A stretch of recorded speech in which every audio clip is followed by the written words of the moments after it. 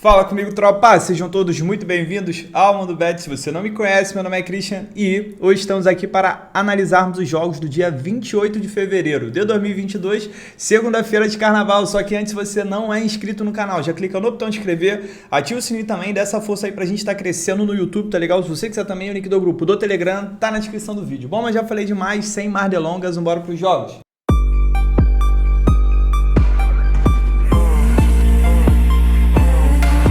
Bom, tropa, segundou amanhã. Normalmente a gente tem uma grade fraca segunda-feira, só que dessa vez a gente tem uns favoritos aí em campo que podem ser interessantes explorar essas partidas. Passando sobre ontem rapidamente, foi um dia bom ali na média, só que infelizmente os jogos que deram errado estavam no nosso bilhete, só pra variar, né? Tô gravando esse jogo aqui.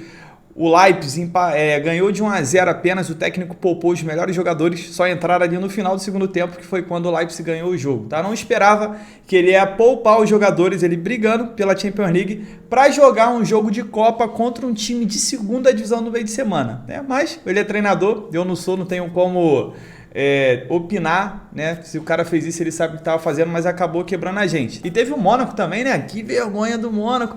Tomou uma virada em 10 minutos ali no final do jogo, jogando em casa. Mas vamos embora para amanhã, sem enrolar. Já passou? Primeiro jogo que eu tenho aqui, Karabag contra Keshla, esse jogo ao 12h15 pelo campeonato do Azerbaijão. Calma, fica tranquilo, Azerbaijão. O Karabag ele é um time muito forte, um time que sempre está figurando ali uma pré-Champions, uma Europa League, inclusive ele foi eliminado recentemente por o Olympique de Marselha na Europa League. É um time que mesmo sendo do Azerbaijão, é completamente dominante ali, é o brabo de lá. E tem tudo, né, para ser campeão mais uma vez. Mas vamos focar no que interessa. Se a gente olhar aqui os últimos 5 jogos do Karabag pela Liga, ele está invicto e o Keshla ele vem de 4 jogos sem vencer, incluindo 3 derrotas. Se a gente olhar a classificação, Karabag é o líder, tá com 36 pontos, já está 4 pontos na frente do segundo colocado e com 2 jogos a menos. E em 15 jogos perdeu apenas 1. Tá fazendo uma grande campanha, como eu disse, tem tudo para ser campeão novamente. Fez 32 gols e sofreu 9. Vai enfrentar o Keshla, que é um time aqui de meio de tabela, em 16 jogos. Ganhou 4, empatou 2, perdeu 10, perdeu mais da metade dos seus jogos, fez 18 gols e sofreu 28. Se a gente olhar o histórico, o Karabag vem de 3 vitórias seguidas contra o seu rival e 19 jogos de invencibilidade, tá? Além de 3 jogos sem sofrer gols. O Keshla vem de 4 derrotas consecutivas, sofrendo gol dos últimos 13 jogos, mas não venho aqui para buscar gols, venho para buscar a vitória. Quero buscar a vitória do Karabag, para mim tem tudo para vencer, ainda mais que foi eliminado no meio de semana. Porra, acredito que o Keshla vai pagar esse pato por essa eliminação e o Karabag tem tudo para vencer e vencer bem. Como a gente tem uma cotação aqui acima de 1,50, se você quiser ficar mais tranquilo em entrar com empate anula, também dá para botar. Aí no caso seria para completar bilhete, ali uma odd em torno de 1,20, 1,22. Mas eu acredito que o Karabag, ainda mais depois de ser eliminado e focar todas as atenções aqui no campeonato, tem tudo para vencer e vencer bem. Placar para mim desse jogo 2-0 para o Karabag. 1h da tarde, campeonato russo, eu tenho o brabo Zenit que vai receber o Rubin Kazan.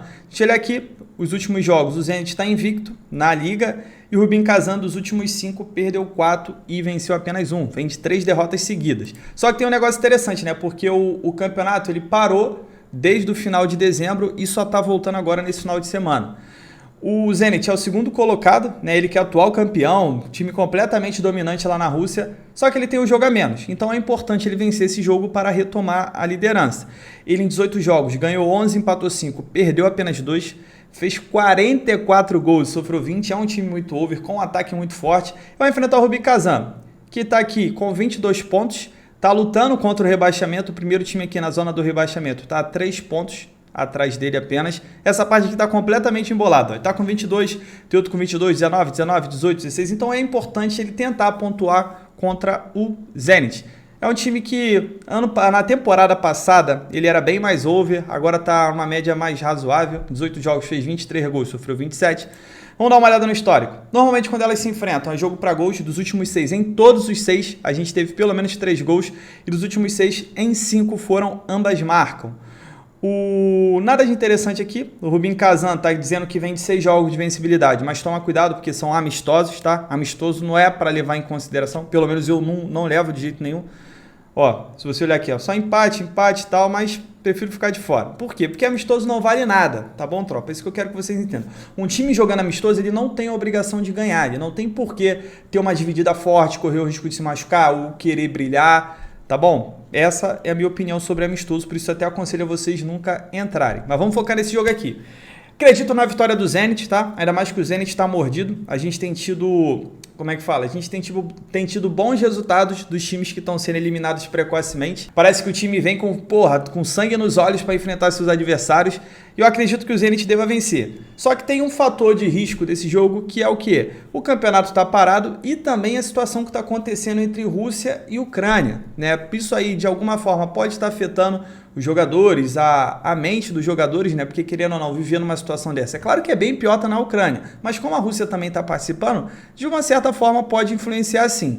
É claro que eu estou comentando esse jogo porque, pelo menos nos jogos de final de semana, bom que agora que eu gravei, né? Porque eu já tinha gravado, só que o microfone estava desconfigurado, aí eu estou tendo que gravar de novo. Tinha gravado cedo, agora eu estou gravando aqui no meio do jogo, mas não tem problema não. Então o que acontece? Pelo menos pelos jogos que eu vi, tanto de sábado quanto de domingo, tá tudo normal com relação aos times. Outro cenário que dá para buscar aqui é gols. O Zenit é um time over, tá jogando em casa, acabou de ser eliminado, tem um ataque muito forte, vai enfrentar o Rubin Kazan, que além de ver um mau momento, tem uma defesa fraca. Jogo pra gente ver também pelo menos 2 ou 3 gols. Placar pra mim 3-1 pro time da casa. 3 horas da tarde indo para o Paulistão, eu tenho São Paulo que vai visitar o Água Santa. Por que eu separei esse jogo? Apesar do São Paulo estar sendo um time muito, mas muito duvidoso esse início de temporada, não conseguiu ganhar do Campinense, não está tão bem assim no Campeonato Paulista, a gente tem uma cotação interessante, uma cotação de 1,60, que permite a gente estar jogando com o empate também, com o empate anula. E por isso eu trouxe esse jogo. Aí, apesar de eu acreditar que o São Paulo deva vencer, ainda mais da repercussão que teve não ter ganho do Campinense, com o time titular, acredito que ele vai vir aqui para matar o Água Santa. Mas dá para ir com um empatezinho. Quem quiser fazer essa vitória seca, não coloca no bilhete, tá pagando 60% já de lucro, não tem por que ficar dependendo de outro jogo, tá? E o São Paulo... ele é o segundo, mas o São Paulo tá pressionado? Calma aí. Ó, o São Paulo tá com 11 e o Ferroviária tá com 10. A Ferroviária, mas a Ferroviária tem 2 jogos a mais. Não, então é importante o São Paulo ganhar e buscar aqui uma primeira posição. Tá? Já o Água Santa é o lanterna do grupo dele. E é isso aí. Vitória do Tricas, ou então com empate anula. E é isso. Vambora, São Paulo. Pra cima, São Paulo. 4h45 da tarde, segunda divisão da França, eu tenho o brabo de lá, Toulouse, que vai visitar o Grenoble. O Toulouse, se a gente olhar aqui, ele está com pelo menos 5 jogos invictos, mas na Liga ele está invicto a 8 partidas, está fazendo uma grande campanha, tem tudo para subir, está com 51 pontos, perdeu apenas 2 em 25 jogos. O problema do Toulouse é que ele empata bastante. Como é que funciona aqui? Os 2 primeiros sobem direto, e os outros 3 aqui, do terceiro ao quinto, vai disputar uma outra qualificatória pelo acesso. Uma coisa que é interessante, apesar do Toulouse estar com uma grande campanha, ele não está garantido em nada, porque ele está empatado em pontos com o segundo colocado e está apenas a 3 pontos na frente do terceiro. Aqui já chega a 6 pontos, 7 pontos, mas assim, está um pouco embolado, tá? Principalmente aqui com relação a esses 3 primeiros lugares, então Toulouse não pode dar mole. E é um jogo contra o Grenoble, que é apenas o penúltimo colocado, que ele não pode desperdiçar pontos. Pô. Detalhe interessante que o Toulouse, em 25 jogos, fez 56 gols, sofreu 21. É um time muito over, média de mais de 3 gols por partida. E o Grenoble ganhou 7, empatou 4, perdeu 14, fez 20 gols apenas e sofreu 34. Toulouse jogando fora de casa, perdeu apenas 1, são 6 vitórias, 5 empates, fez 20 gols e sofreu 9. Se a gente olhar o histórico aqui, normalmente quando elas se enfrentam, jogo para gols, dos últimos 5 em 4, a gente teve pelo menos 3 gols. O Toulouse vem de 3 vitórias seguidas contra o seu adversário, então tem um bom retrospecto. Grenoble é um time under dos últimos 7 em 5, a gente teve menos que 3 gols, até porque a gente viu ali que ele tem um ataque fraco, que tem menos gols do que partida. E o Toulouse ele vem de 3 vitórias seguidas na competição e também vem de 8 jogos de invencibilidade. Acredito que o Toulouse vai vencer? Sim, tem tudo para vencer, ele que está na sequência boa, deve manter essa invencibilidade e vencer essa partida, até porque ele não pode desperdiçar ponto contra o vice-lanterna. Mas assim, tropa, para colocar no bilhete, eu colocaria com empate anula, até porque o Toulouse ele empata bastante e tem um leve risco aqui desse jogo sem empate. Mas se você acreditar muito no Toulouse, quiser buscar essa vitória seca, também mesma situação do São Paulo. Faz separado, ainda mais nesse caso aqui, ó, tá quase dobrando o valor do seu investimento. Não tem porque você depender desse jogo e depender de outro. Não, deixa esse jogo solto, confio no Toulouse. cai para dentro, seco, tá? Não fica querendo misturar Toulouse seco com São Paulo seco, com Karabag seco, porque aí se errar um só, pô, não vai ter valido de nada, entendeu? Isso aí que vocês têm que entender. E placar para mim desse jogo 2-0 pro brabo da segunda divisão francesa. 4h50 da tarde, mais um jogo de favorito, agora indo para o campeonato italiano, Série A, eu tenho a Atalanta que vai receber a Sampdoria. Vamos lá, a Atalanta que tá mal na competição, são 5 jogos sem vencer, deu uma crise aqui na Atalanta, só que pelo menos na Europa League ela mandou bem, ganhou os 2 jogos do Olympiacos, inclusive vem de uma vitória de 3-0 jogando lá na Grécia, e a Sampdoria dos seus últimos 5 jogos ganhou 2 e perdeu 3. A Sampdoria, que ela tá nessa parte aqui embolada, deixa eu começar com a Sampdoria, porque ela até pouco tempo atrás ela era vice-lanterna e agora ela tá em 15º. Pô, beleza, o problema é que ela tem 26 pontos, a Udinese tem 26, o Cagliari tem 25, o Venezia, que é o primeiro time aqui da zona do rebaixamento, tem 22, né, que são 4 pontos de diferença. Aqui pro Genoa e a Salernitana já tá mais complicado, mas essa parte aqui tá completamente embolada, tá? Do outro lado aqui, agora na parte de cima da tabela, eu tenho a Atalanta, que mesmo com os tropeços ainda tá em 5ª colocada aqui na zona da Europa League, mas é claro que a Atalanta quer disputar a Champions League. Só que aí tá o problema, a Juventus, agora que pegou o Vlahovic, que tá cravando direto, inclusive cravou 2 ontem, pô, ela subiu, deu uma elevada no patamar, tá vivendo um grande momento, passou a Atalanta, botou 6 pontos de vantagem e a Atalanta tem que vencer, pô. Tudo bem que ela tem 2 jogos a menos que a Juventus, mas não adianta nada você ter jogo a menos se você não tá vencendo. E eu acredito que a Sampdoria pode ser o ideal, o adversário ideal para a Atalanta voltar a vencer. A Atalanta que ganhou 12, empatou 8, perdeu 5, fez 46 gols, sofreu 30, é um time muito over, com ataque forte. A Atalanta jogando em casa, não tem mandado bem, mas é bem over, fez 20 gols, sofreu 18. E a Sampdoria, fora de casa em 12 jogos, ganhou 3 e sofreu 17 gols. Vamos dar uma olhada no histórico?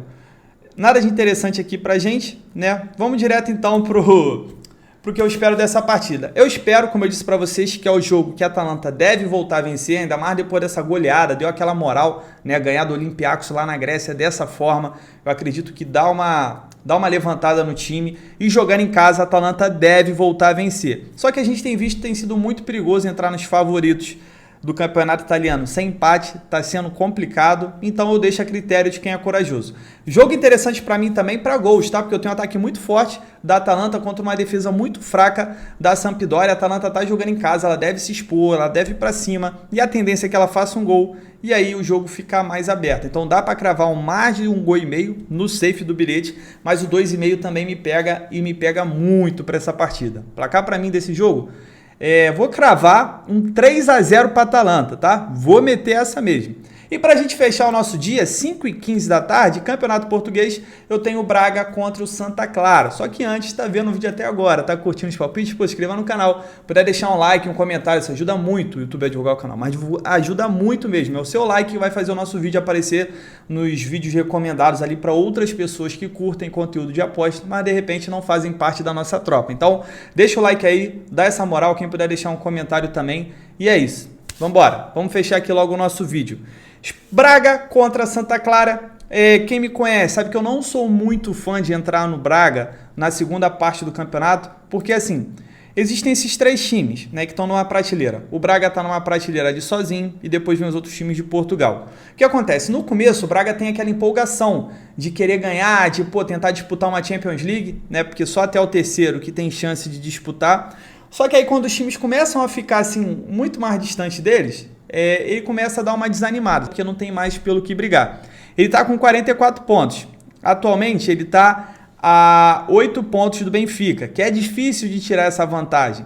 E ao mesmo tempo ele está a 11 pontos aqui do 6º colocado, que é o time que não vai para competição nenhuma, e que também ele não consegue chegar nesse ponto, né? Mas vamos embora. O Braga tem 13 vitórias, 5 empates, 5 derrotas, fez 40 gols, sofreu 23. Posso estar falando merda, tá, gente? Posso estar falando merda, mas é um pensamento que eu tenho que me inibe de entrar no Braga muitas vezes. Se você for torcedor do Braga, não leva pro lado pessoal não, é apenas uma opinião minha. Mas eu gosto muito do Braga.